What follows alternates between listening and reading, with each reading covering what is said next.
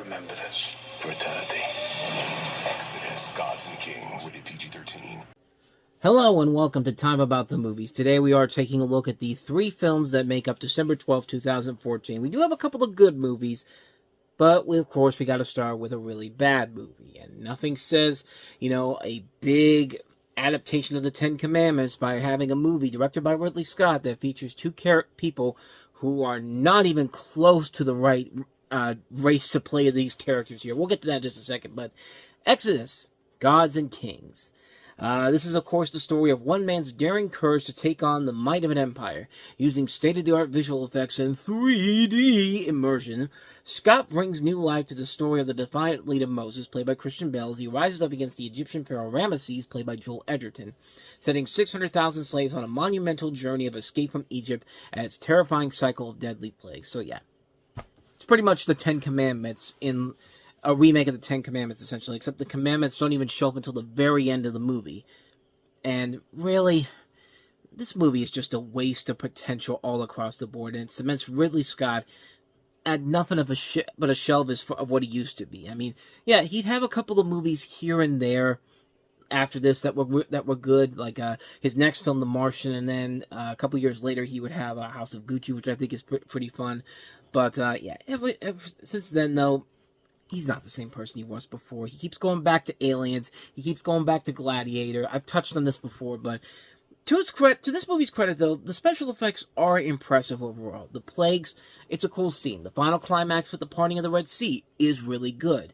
I mean, but as we say, visuals don't always make the movie. The acting is very good in here. There was a lot of controversy back then about the fact that, you have Christian Bale and Joel Edgerton playing these characters. They made a big deal about, what about all the Egyptian actors out there? And I completely agree with you, but nobody seemed to have a big deal back when the Ten Commandments came out, where you had a California-born Charlton Heston as Moses and Russia-born Yul Brynner as Ramesses. I mean, I get the point, but it's just at the same time, it's just kind of like, you gotta take one way or the other with this whole thing here, people. But yeah, the visuals are great, but what do we always say on here? They don't make the movie. Everything else about this is just lousy and uninventive, and with a reputation like Ridley Scott, and especially with a reputation from the Oscar-winning writer of Schindler's List, Steven Zazilian, you expect so much more for this. The characters are lacking of emotion or development, and it doesn't help that the script is so bland and forgettable. A guy like Steve Zazilian, who's written so many good movies, he's directed great movies. Searching for Bobby Fischer is one of those great examples. Like, you're telling me that you can't give us good character development for these characters? There's a huge problem here. If the cast looks like they don't care about what they're doing here, then why should we? But the biggest problem with this movie overall is the editing, which is absolutely abysmal. It ruins the pacing of the film. It takes a lot of the epicness of these big action shots. The editing is so bad. The parting of the Red Sea it's exciting, but it's not as exciting as it should be. How do you mess up one of the most memorable stories in this? Now granted, Fox had a hand in editing this down from a supposed 4-hour cut that Ridley Scott had, but, Ridley Scott's got to stop making these epic long movies, because I'm getting sick and tired of these long director's cuts that are coming way after the movie has been released. Kingdom of Heaven was one of those examples where the cut that was in theaters was terrible, but the movie he made that was the extended cut was good. But unfortunately, he had to wait 4 months for the movie to come out on DVD to have that happen. And here, we've not seen that director's cut since then. I don't think it has been released as far as I'm concerned. No, it's never been released. So what's the point? Why not just make one movie as it is, instead of just, coming in there and making this condensed down version of it? But, Exodus, Gods and Kings has a lot of the same problems that his Robin Hood movie had. The script is lousy, the characters are badly developed, the action sequences are lame and poorly edited. Sometimes they look cool, but the entire movie is edited into a sloppy mess that makes for one of the worst movies of the year, and it takes one of the most well-known biblical stories of all time and just doesn't do anything with it. If you really want to see the story done well in a movie, watch the Ten Commandments. Hell, watch The Prince of Egypt. The Prince of Egypt is one of those animated movies that you don't really think about it at first, but as time goes on, you realize that movie is much better than you initially thought it was. I know that was the case for me when I first saw it. I was like, it's good and all that, but yeah, the more I've watched it since then, the more I realized that, yeah, this movie is absolutely amazing and definitely have gotten more attention back then, which it does have now. But sadly, Ridley Scott joins that list of people and filmmakers where I just go like, it's the three strikes list, man. The three strikes list is what I use to judge once great, talented actors and directors. And if they make 3 bad movies in a row and don't redeem yourself, you're out of here. You know, Jason Freeberg, Aaron Seltzer were in that list. M. Night Shyamalan was in that list before he revived his career the following year with The Visit. Katherine Heigl, Johnny Depp, Luc Besson, and now Ridley Scott with the biggest disappointments in decades. Robin Hood, Prometheus, The Counselor. That's 3 movies right there. Four times the charm, man. And, you know, Ridley Scott and I, and in the words of Christian Bale, we're done professionally.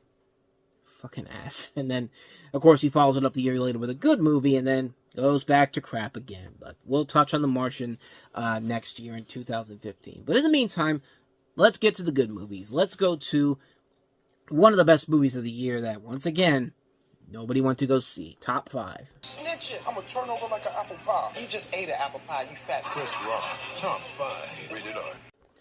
Yet another one of those great movies that was highly praised when it came out and then just flopped at the box office because the studio, I think, didn't really do their homework on how to sell this movie in general. I don't think they really were giving it that push to be the Oscar contender that they probably were expecting it to be, but this is still a fantastic movie, man. Chris Rock stars as a comedian who's trying to make it as a serious actor when his reality TV star fiancée, played by Gabrielle Union, talks him into broadcasting their wedding on her TV show. Throughout the film, he's being interviewed by a New York Times reporter, played by Rosario Dawson, who asks him about his personal life and what made him want to stop doing comedy. Of course, this isn't Chris Rock's first time behind the director's chair. He also did I Think I Love My Wife, which is another underrated gem of a film. And he also did Head of State, which is overall okay. Nothing too spectacular, nothing too amazing, but I still enjoyed it. But this right here is not just Chris Rock's best directorial outing. It is easily one of the best movies of the year. One of the funniest comedies I had seen in a long time when I first saw this. I mean, everyone was putting this as Chris Rock's Annie Hall, and this is definitely that. This is a very smart, very clever, very funny film that proves that Chris Rock is definitely a comic force that's not to be messed with. It's a very funny satire on the same levels as Funny People that not only allows Rock to lampoon himself, but also Hollywood too.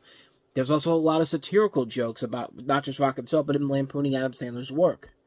Like I said, he's lampooning Adam Sandler's work, celebrities are getting arrested, reality shows, just so many other things that would take too long to go on about. But the most interesting aspect of this is that it doesn't fall for the same romantic comedy cliches.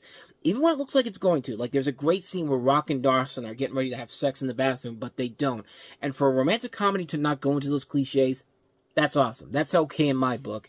A great cast in this movie in general here. Rock and Dawson are great together. The other actors in here are great. You see a little bit in that trailer there, you know. J.B. Smoove, Romany Malco, Gabrielle Union, Tracy Morgan, Ben Vereen, Kevin Hart, Sherry Shepard, Leslie Jones, Michael Che, Cedric the Entertainer, Jay Farrow, cameos by people like Jerry Seinfeld, Whoopi Goldberg, Adam Sandler, Taraji P. Henson, DMX. I mean, this is a good cast in this movie, and the drama is really good too. 2 scenes in particular really took me by surprise and how much I enjoyed it. There's one where Rock's character Andre just loses it, and it's one of the running gags of the movie. Like, he's known for being this character in Hammy the Bear.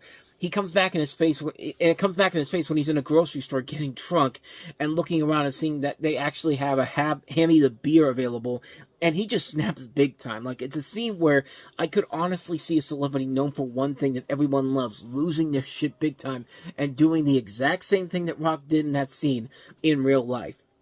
Like, I think the more funnier scene in this is where you see DMX singing Charlie Chaplin's Smile, and from you hear DMX singing a Charlie Chaplin song, and it's the biggest laugh of the movie. I never thought I would see the day where DMX would be singing a 1930s song without rapping at all.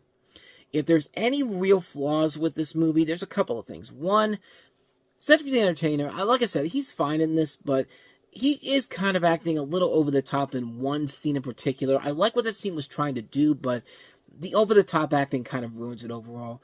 The other big one that really bothered me was the whole subplot about James Nielsen and how he's got a grudge against Andre Allen, and for some reason by the third act it turns out it's actually Rosario Dawson's character Chelsea, the woman who was interviewing him. That was supposed to be the big third act breakup of the film.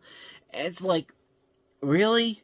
I mean, first of all, the whole James Nielsen is actually Chelsea thing feels very weird and out of place. I mean, is the movie trying to imply that critics are just playing a character when they review their stuff? It just seems so out of place, and they don't really give much of an explanation of how this actually makes sense. I mean, I didn't get it when I first saw it. When I watched this again, I still didn't get what they were trying to do there. Here, it kind of felt like what was that movie? I just had it in my head and I completely forgot about it. No joke. I literally had it in my head while I was talking about it, and then it just completely fell out of my head, fell out of me. So I don't remember it. I'll probably remember it well after I'm done with this movie. But yeah, those were the couple of flaws I had with the movie. But I still really enjoyed the hell out of this movie. I think it is still one of the smartest and funniest comedies I've seen in years. Chris Rock gets a chance to show his range. He's not just a great comedic actor, but also a great dramatic actor. And he does play it very well here. The actors overall are really good. The comedy is really good. The story runs fluently. The pacing is very good. It's definitely a movie that is one of the best movies of the year, easily, and one that should be recommended to be checked out. If you haven't seen Top 5, see it. It's definitely worth it. So there you go. That's top 5. So let's go ahead and move on to our last movie that we have here, and that is Paul Thomas Anderson's latest film, Inherent Vice. And let me tell you, once this trailer starts, you know you're watching a Paul Thomas Anderson movie. Is there a spare picture I could borrow? That's still my favorite moment in the whole movie, where Joaquin Phoenix is asking for the picture, and he looks at it and he just starts screaming, "Ah!" And just like nothing at all. Like, that's still my favorite scene in the movie. But did you see what I was talking about?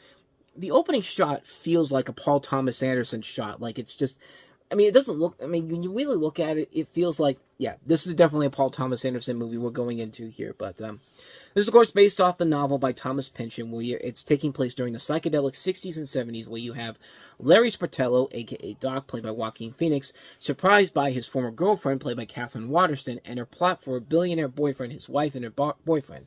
A plan for kidnapping gets shaken up by the oddball characters entangled in this groovy kidnapping romp. That's Warner Brothers that wrote that, not me. And I'll be honest, the trailers made this come off as like a big Lebowski-style movie, and I thought, okay, that's something that actually would be really exciting. And then I watched the movie, and it was a weird one at first, when I first saw it. I didn't really hate it, but I didn't really love it either. So I watched it again recently, especially with One Battle After Another coming out, becoming that great movie that it is. And I will say that I like this movie more now than I did when I first saw it. I did enjoy the movie overall. I thought the performances overall were really good. I liked the cast they assembled in here. You know, as I mentioned, Joaquin Phoenix, Catherine Waterston, Josh Brolin, Owen Wilson, Eric Roberts, Reese Witherspoon, Benicio del Toro, Jenna Malone, Maya Rudolph, Martin Short.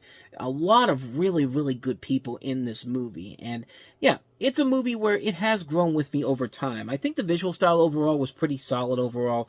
And the comedy is very hit and miss. I think the funniest moments are in the trailer, where you see that scene I just mentioned before about him screaming at the picture, and then the cops just pushing him around for no particular reason. But I mean, it's a movie where it took time for me to really realize how much I enjoyed it. Kind of like his other movie, Magnolia, which was a film that was highly polarized when it came out, but as time goes on, people have seen it as as a really good masterpiece that it actually is. Because it is a very underrated film that does take time to really appreciate the true beauty of it. And it is and Inherent Vice definitely is that in particular. A lot of really good shots in this. The cinematographer Robert Elswith does a good job with the cinematography overall, and Catherine Waterston in this movie, man, Jesus, I mean, she is gorgeous in this movie. 1970s gorgeous. I mean, this film does a good job of feeling like you're in the 1970s, and it just works all across the board in terms of the visual style. Definitely not one of his better movies, but definitely a movie I appreciate better than I did when I first saw it. At the time I first saw it, it was just kind of like, it's alright, but nothing spectacular, nothing amazing about it. But definitely as time has gone on, I've really come to appreciate the overall enjoyment of the movie in general. I think it is a very solid film. Like I said, definitely not one of his better movies overall, but certainly a lot better than it was when I first saw it. I highly recommend checking it out, especially if you just saw One Battle After Another. This is definitely a movie worth checking out. Inherent Vice is definitely one that should be seen and is definitely worth it. I would highly recommend checking it out, Inherent Vice. And so with all that said, we wrap up another episode of Time About the Movies as we get to the penultimate weekend of 2014. Pre-Christmas weekend, where we have the conclusion of Peter Jackson's prequel trilogy to The Lord of the Rings, The Hobbit, Battle of the Five Armies, with, a movie that where the last movie left off with a promising tease for what was coming. And, boy, you're going to be very disappointed if you love the character of Smog. We'll touch on that tomorrow. But we also have the third and final installment of the Night at the Museum series coming 5 years after the last movie, Secret of the Tomb. Didn't know what I was expecting going into that one, but kind of surprised at what I saw. And speaking of surprises, one that I will defend to the very end, we'll also take a look at the remake of Annie, starring Cameron Diaz, Jamie Foxx, and also Quavonza Wallace from Beasts of the Southern Wild. It was a movie that I liked back when it came out, and I will still defend it because I still think it's better than the original Annie movie. We'll touch on that on tomorrow's show. But with all that said, thank you so much for watching this. I hope you enjoyed it. If you did, please go ahead and do me the honors of hitting that like button, that subscribe button, and that notification button. Also, don't forget to check out our playlist, and don't forget to check out the previous episode we did. So with all that said, whether it's in the past, the present, or the future, I will see you at the movies. Take care.